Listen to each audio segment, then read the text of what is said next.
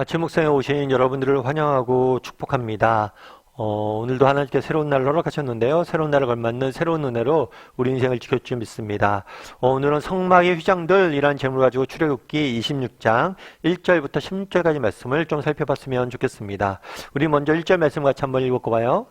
너는 성막을 만들되 가늘게 꼰 배실과 청색, 자색, 홍색 실로 그룹을 정교하게 수놓은 10폭의 휘장을 만들지니. 네.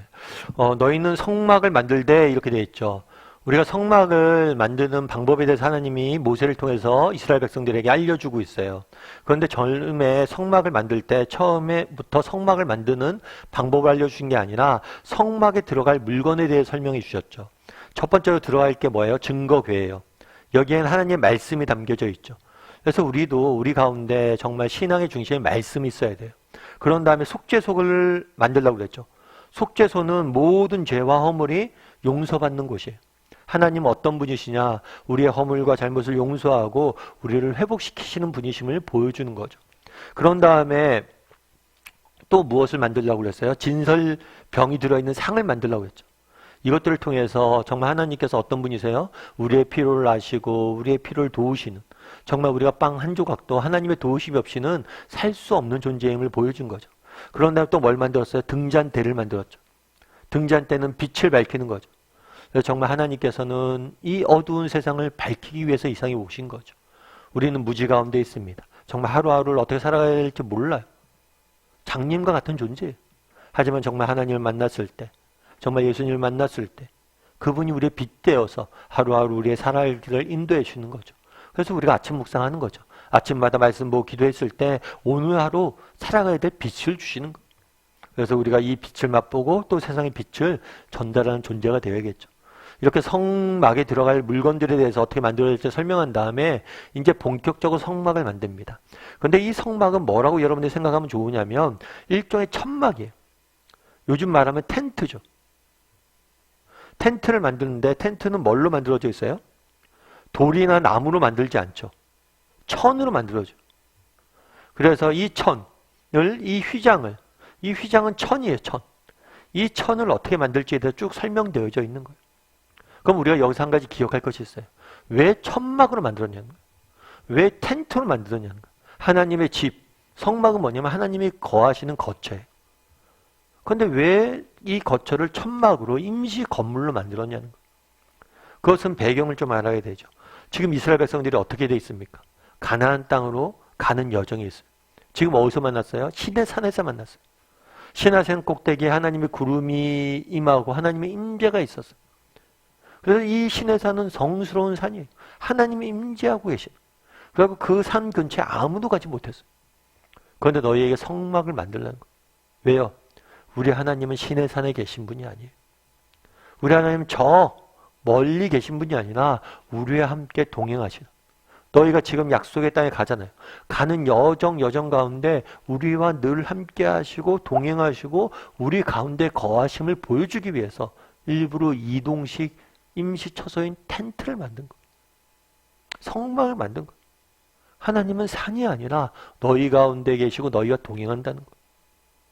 마찬가지. 신 중에는 그 당시의 신들은, 그 당시의 신 개념들은 어떤 개념이냐면 특정 신은 특정 지역만을 다스린다는 개념이 있었어요. 특정 지역, 특정 영역만을 다스리는 게 신이라고 봤어요. 그 당시에. 하지만 우리 하나님은 그런 분이 아니에요. 우리 하나님은 유일신이시고 모든 만물을 다스리시고 모든 공간에 거하시고 특별히 너희가 걷는 발걸음마다 함께 하시는 분이심을 보여주는 거예요. 이 사실에 대해서 우리가 확신해야 돼요. 우리가 자칫하면 그런 생각을 하기 쉽죠. 우리 하나님은 교회에만 계시다. 우리 하나님은 믿는 사람들이 있는 곳에만 계시다. 아니에요. 우리 하나님은 세상 속에도 계시고 여러분이 일하는 일터에도 계시고 여러분의 가정에 계시고 여러분이 다니는 학교에 계세요. 제가 아는 집사님 한 분이 계세요. 이 집사님 같은 경우에는 이직을 결정을 했어요. 조금 그래도 좀 더 나은 조건으로 외국 나와서 유학 갔다 왔다가 직장을 다니다가 더 나은 조건이 있어서 이직을 하게 된 거죠. 무엇보다도 그 전 직장은 너무 집이랑 멀기 때문에 출퇴근 시간이 너무 많아서 가족들과 시간을 보낼 수 있기가 너무 어려웠던 거예요. 좀 더 가까운 직장으로. 그래서 가족과 좀 더 많은 시간을 보내야 돼서 하나님 앞에 정말 가족들과 좀 더 시간을 보내야 했다는 마음이 있어서 이직을 했어요. 근데 문제는 뭐냐면 이직까지 잘 됐는데 문제는 생년월일을 이직하기 전에 생년월일을 좀 알려달라는 거예요. 알고 보니까 음력 생년월일을 알려달라고 했는데 왜 그런가 보니까 고사 지내려고 그런 거예요. 새로운 사원이 왔으니까 고사 지내고 시작해야 된다는 거예요. 그러니까 자기는 기독교인인데 고민이 들었죠. 자기 때문에 지금 고사를 지내는 거예요. 그럼 어떻게 해야 될까? 고민이 됐다고 그러죠. 그러다가 결심을 했대. 뭘 결심했냐면 아유 모르겠다. 그래도 내가 기독교인인데 나 때문에 고사 지내지만 내가 기독교인인데 절할 수는 없지. 그래서 가서 그랬대. 저는 기독교인이라서 저기를 못한다고 절을 못한다고 그렇게 얘기하기로 했다는 거예요. 그래서 저한테 기도 부탁을 하더라고. 목사님 기도해 주시라고. 잘 저기 되도록. 그래서 갔다 와서 제가 말씀드렸어요. 물어봤어요. 집사님 어떻게 되셨어요? 그랬더니 그 집사님 그러더라고. 아, 가서 기독교인이라 저 절 못합니다. 그랬더니만, 알았다고. 안 해도 된다고. 그리고 자기들끼리 하더라는 거예요. 그런 다음에 이제 처음 왔으니까 이제 회식을 하러 갔는데, 회식을 하러 딱 가자마자 그러더래요. 아, 뭐 아무개 씨는 교회 다니지? 그럼 술 안 먹겠네? 그럼 자기는 음료수만 먹어. 그래서 고사도 안 지냈을 뿐 아니라 회식에 대해서 그런 부담도 안 줬대요. 특별히 더 재밌었던 건 뭐냐면 그 당시 그 회사의 오너가 같이 그 자리에 있었는데 오너가 건강상의 문제로 오너는 건강상의 문제로 술을 못 먹었대. 그러다 보니까 오너랑 같이 술 안 먹는 사람끼리 모여서 얘기나 하자고 그래서 술자리에 다른 사람이 술 먹을 때 오너랑 굉장히 이야기를 많이 했다고 그런 이야기를 하더라고요. 그러면서 참 처음에 걱정하고 염려했는데 정말 오히려 기독교인을 밝히니까 하나님께서 훨씬 더 순조롭게 모든 것들을 해결해 주셨다라고 이야기를 하더라고요. 그렇죠. 여러분 생각해 보세요. 여러분들이 직장을 가요. 그런데 고사 지내야겠대요. 그것은 정말 하나님이 없어 보이는 곳이잖아요. 그런데도 내가 믿음을 가지고 가니까 아, 이곳에서도 하나님이 계시다는 거. 여러분 그날에 왜 하나님은 많은 사람들은 성전을 지었습니다. 많은 이방인들은 성전을 지었어요.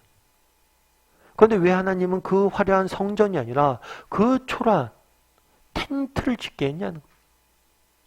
내가 너희와 함께 하시고 너희가 어딜 가든지 함께 할 거란 거예요. 그게 우리 하나님이란 거예요. 우리도 마찬가지죠. 우리도 오늘 하루 종일 세상 속에 살아가야 됩니다. 아니 이번 한 주간 우리 세상 속에 살아가야 돼. 그런데 우리 하나님이 우리와 함께 계실 거예요. 우리가 어디를 가든지 우리와 함께 계실 거예요. 정말 하나님이 안 계신 것 같은 세상 속에 가더라도 뭐 할 거예요? 우리와 함께 계실 거예요. 그것도 여전히 다스리고 계실 거예요. 나중에 이스라엘 백성들이 성전을 짓습니다.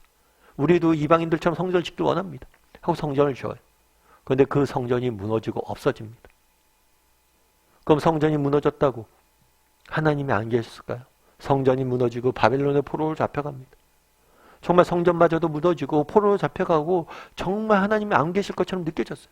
하지만 그 바벨론 땅 역시도 하나님이 다스리고 계심을 다니엘은 그 친구들은 맛보았어요. 우리도 마찬가지. 정말 하나님이 없는 것 같은 세상, 하나님이 점점 사라지는 것 같은 세상, 그곳에서도 하나님은 계십니다. 우리와 함께 계세요. 그날의 성막을 만들라고 하셨던 하나님. 왜 성막입니까? 내가 너희와 어디든지 함께 가기 위함이다. 오늘도 마찬가지. 우리와 함께 하실 거예요. 정말 우리가 그분과 동행할 수 있어야 돼요.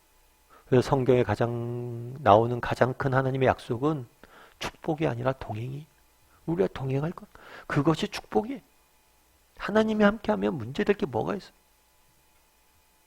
그래서 늘 이번 한 주간 하나님과 우리가 동행할 수 있는 사람이 되었으면 좋겠어요. 그리고 어딜 가든지 하나님이 나와 동행할 것이다. 이곳도 하나님이 다스릴 것이다. 이런 믿음을 가지고 세상 속에 살아가는 이번 한 주간이 되었기를 주님의 이름으로 소원합니다.